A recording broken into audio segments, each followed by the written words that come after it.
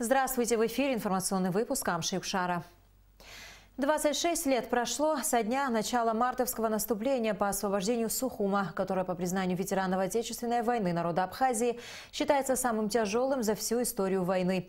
15 марта 1993 года абхазские соединения форсировали реку Гумиста и овладели стратегически важными высотами близ Сухума. Мотострелковые подразделения должны были форсировать несколько участков реки Гумиста при поддержке с воздуха и с моря, прорвать первый оборонительный рубеж противника и развить дальнейшее наступление по освобождению Сухума.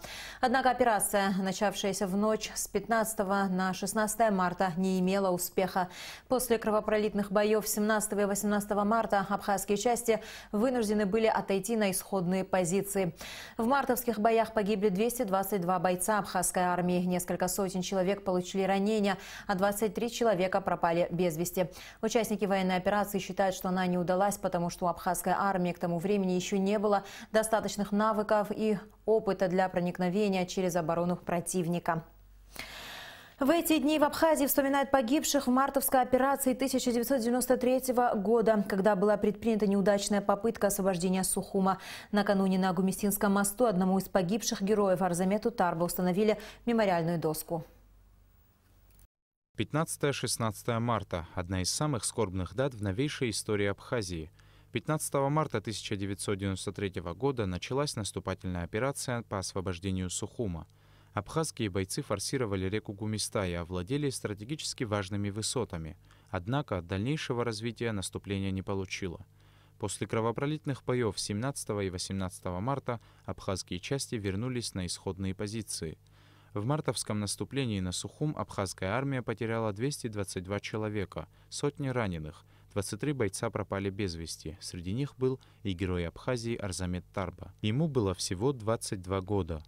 26 лет спустя, 17 марта, в день трагической гибели Арзамета Тарба, по инициативе его друзей на Гумистинском мосту была установлена мемориальная доска. Арзамет бедный и Зюба Агарба, они вот вместе вот погибли. Просто, конечно же, вспомнить все это тяжело, но забыть на самом деле трудно все это. Рассказывать нужно о них бесконечно. И я думаю, найдутся те наши люди и писатели, которые будут все это писать и излагать в книгах. Арзик, так ласково называли Арзамета его друзья и родные. Он воевал в составе 1-го батальона 2-й бригады «Евкалипт» под командованием Автандила Гардския. После вынужденного отхода абхазских отрядов за Гумисту Арзамет Тарба оставался на передовой, прикрывая отход своих однополчан. Вместе с 10 бойцами он 2 суток сдерживал противника. Мужеству Арзамета поражались многие. Друзья просили его беречь себя, но в ответ он с улыбкой говорил, что вражеская пуля его не возьмет. 17 марта в ходе перестрелки пуля снайпера оборвала жизнь молодого бойца. После войны Арзамету Тарба посмертно было присвоено высокое звание Герой Абхазии. Когда они уходили в это наступление, вместе с ним шел в наступление Агарба Зураб, Зюба мы его называли в классе. Они оставили мне тогда, я помню, такие патроны. Арзик оставил свой патрончик такой, Зураб тоже, на память о мартовском наступлении, к сожалению, с которого они и не вернулись. Помню этот страшный момент, когда мы все одноклассники, оставшиеся в Гудаутах, собрались у военного госпиталя, куда привозили раненых и сведения о том, кого не стало. Там вот мы услышали из уст наших друзей с нашей школы о том, что погибли наши ребята здесь.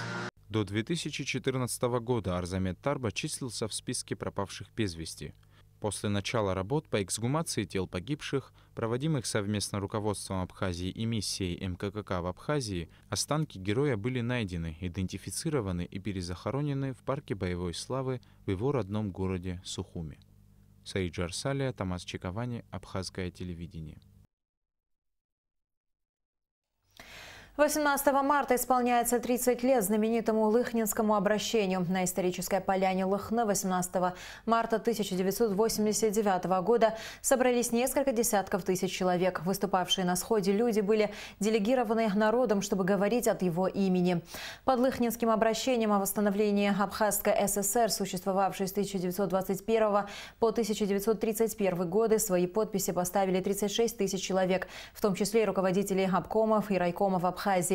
Это историческое событие, организованное Народным форумом Абхазии Айтглара, привело в итоге к созданию независимого абхазского государства. О том, как это было, речь пойдет в нашей программе сегодня, в которой принимают участие непосредственные организаторы и участники исторического схода Валерий Кварча, Надар Чанба и Владимир Зантария. Передача выйдет в эфир сразу после новостей. В Абхазии с рабочим визитом находится большая делегация, возглавляемая руководителем Федерального медико-биологического агентства России Владимиром Уйба и помощником министра здравоохранения России Анатолием Гулиным. Как сообщает пресс-служба Минздрава, в понедельник министр здравоохранения республики Тамас Сахнакия принял членов российской делегации. Кроме того, состоялась поездка в республиканскую больницу. Члены делегации осмотрели помещения, в которых уже в ближайшее время планируется открытие отделения кардиохирургии, где на основе вахтенного метода будут работать российские медики. По поручению министра здравоохранения Российской Федерации Вероники Игоревны Скворцовой я с коллегами приехал сегодня действительно для того, чтобы отработать с Министерством здравоохранения, с министром и дальше с президентом Абхазии, действительно проработать такую трехэтапный план оказания медицинской помощи жителям Республики Абхазии. Первый этап – это начало буквально через ближайшие 2-3 недели. Это диспансеризация, но диспансеризация не явочная, не разовая, а переходящая в консультативную работу. Все три этапа, они будут параллельно идти. Второй этап – это то, что мы сейчас с коллегами смотрели здесь в республиканской больнице, это открытие отделения кардиохирургии. Причем под это отделение правительством Российской Федерации предусмотрены средства, и наша задача как можно быстрее сейчас отработать здесь на площадке место для проведения проектных работ, проведения ремонта, потому что это будет не реконструкция, это не будет капитальное строительство, это будет капитальный ремонт и инсталляция оборудования. Дальше работа будет вахтовым способом, то есть лучшие специалисты агентства из ведущих центров, в том числе центров, которые занимаются сегодня кардиохирургией, будут приезжать и работать здесь уже на долгосрочную перспективу, проводить кардиохирургические операции, в том числе и с обучением коллег. И третий этап, он тоже будет параллельный, это отвод участка, земельного участка под строительство многопрофильной больницы, федеральной клиники, которая точно так же будет работать по вахтовому методу, то есть специалисты будут приезжать из России и будут работать, проводить прием. Там уже будет многопрофильная клиника, там будет и общая хирургия, и кардиохирургия, и травма, и поликлиническая, хороший большой диагностический поликлинический блок. Вот работа, причем на все эти три этапа нам отведен очень мало времени. Министром здравоохранения России по указанию президента России на все про все отведено год. Как отметил министр здравоохранения Тамас Сахнакия, визит российской делегации можно рассматривать как продолжение достигнутых в декабре прошлого года договоренностей с министром здравоохранения России Вероникой Скворцовой по подготовке межправительственного соглашения о строительстве Центра неотложной помощи. В нем предусматривается ряд актуальных направлений, в том числе сердечно-сосудистая хирургия. Тамас Сахнакия также отметил, что проект будущего медучреждения уже практически готов. В вопросе определения места расположения будущей клиники определяющим станет фактор равноудаленности от всех районов республики. Сердечно-сосудистая хирургия, которая является весьма актуальной для республики, поскольку основное в структуре заболеваемости именно патология сердечно-сосудистой системы, которая является основной причиной инвалидизации и смертности среди трудоспособного населения. а также являются основной причиной оттока наших пациентов за пределы республики. Поэтому мы задались целью создать подобное учреждение при поддержке Российской Федерации на территории республики. На первом этапе это будет отделение сердечно-сосудистой хирургии на базе республиканской больницы, где уже через определенное время мы сможем оказывать неотложную помощь больным с острым инфарктом миокарда, например. То есть выполнять коронарографии, стентирование коронарных артерий. С 27 февраля в Абхазском государственном драматическом театре не ставятся спектакли. Театр переживает очередной конфликт, который, по словам его участников, существует давно. Одним сотрудникам не нравятся методы работы генерального директора Надара Чанба, другим – устав самого театра. На данном этапе в конфликт вмешалась правительственная комиссия, члены которой внесли предложение по подготовке нового устава театра, который регулировал бы характер его деятельности и организационно-правовую форму. Вот уже 2 недели, как на сцене Абхазского драматического театра не ставилось ни одного спектакля. Не звучат голоса актеров на репетиции. Сцена опустела. 52 сотрудника театра заявили о том, что не согласны с новым уставом театра. Протестующим не нравятся методы работы нового генерального директора учреждения Надара Чанба, который одновременно занимает должности гендиректора и худрука. Практически за последние 9 месяцев директорствования Надара Викторовича Чанба мы убедились в том, что опустился уровень менеджмента, посещаемость театра, и конфликт разросся до такой степени, что коллектив раскололся на 2 противостоящие стороны. Наши требования на сегодняшний день – вернуть старый устав, вернуть директора от Гуреджения, который 4 года успешно справлялся со своим делом, восстановить распущенный художественный совет, который был избран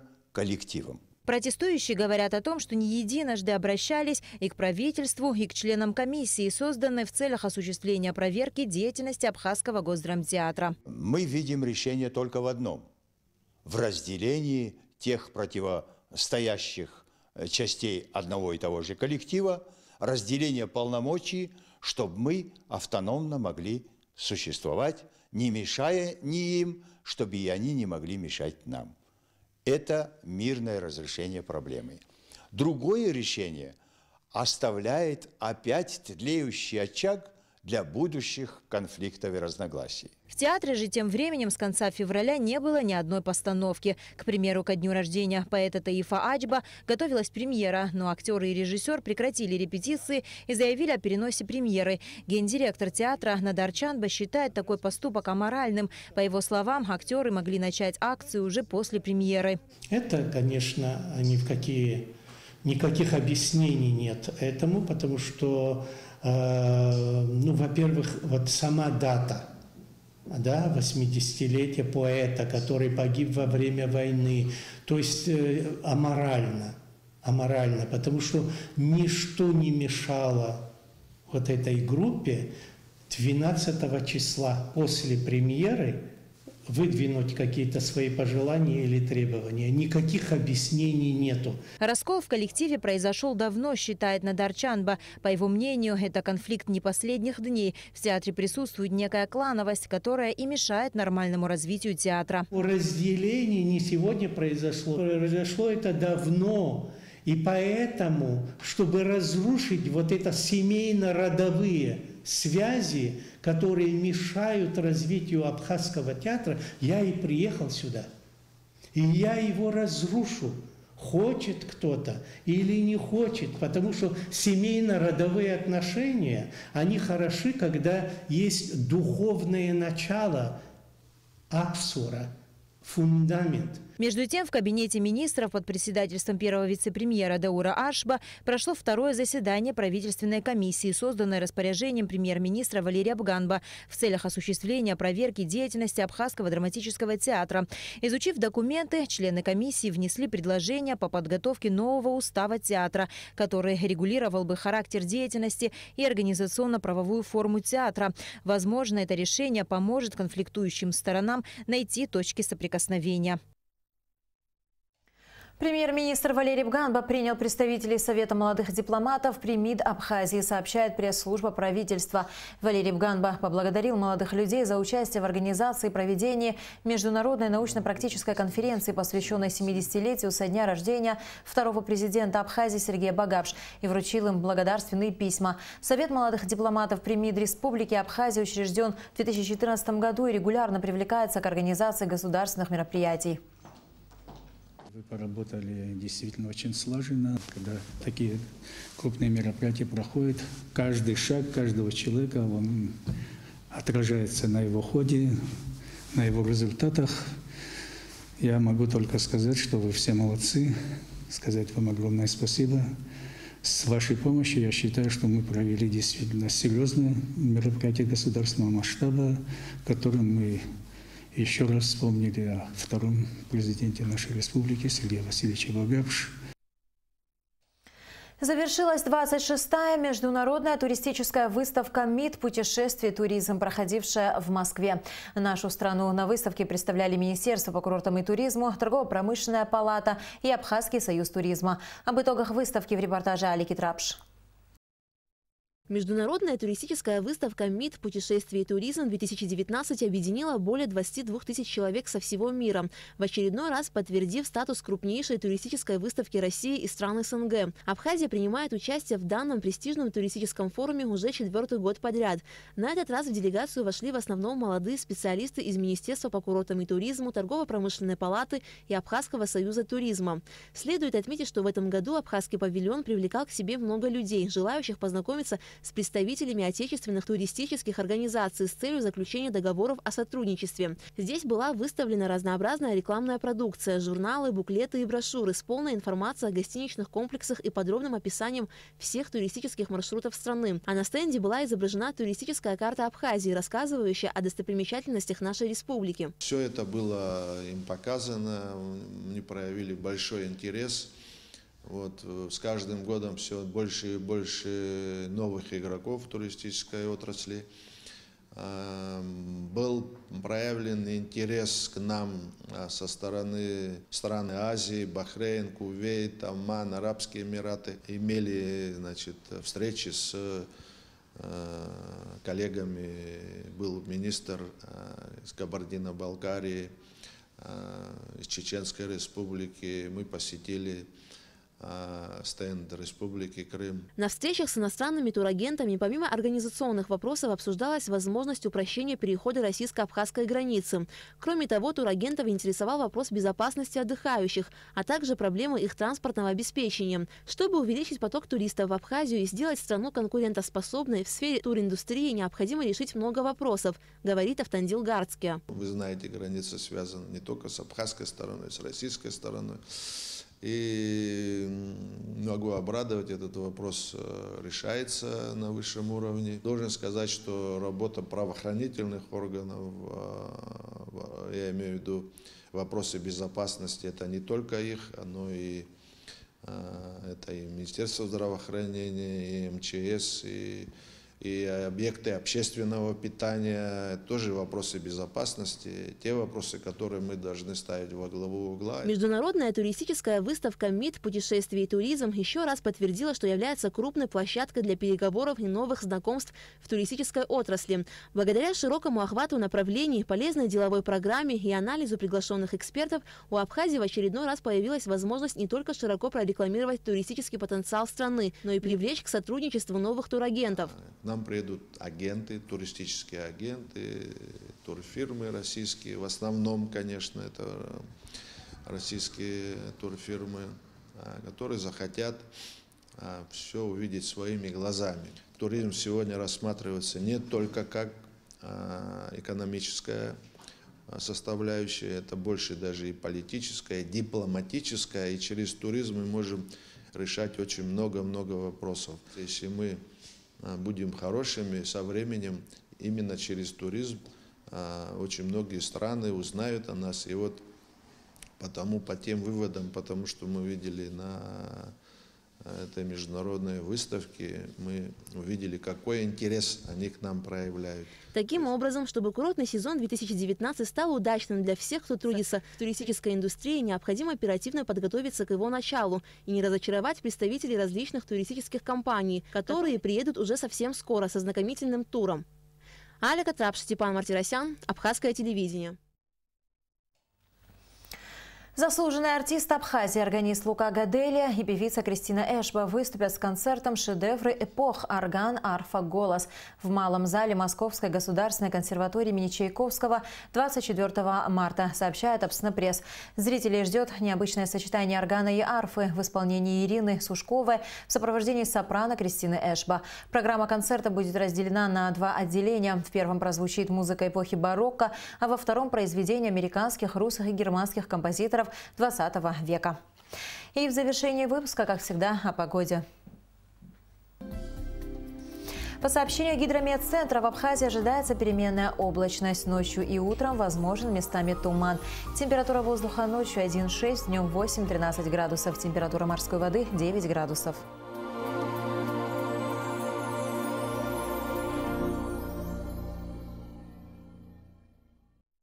На этом наш выпуск завершен. До скорых встреч в эфире.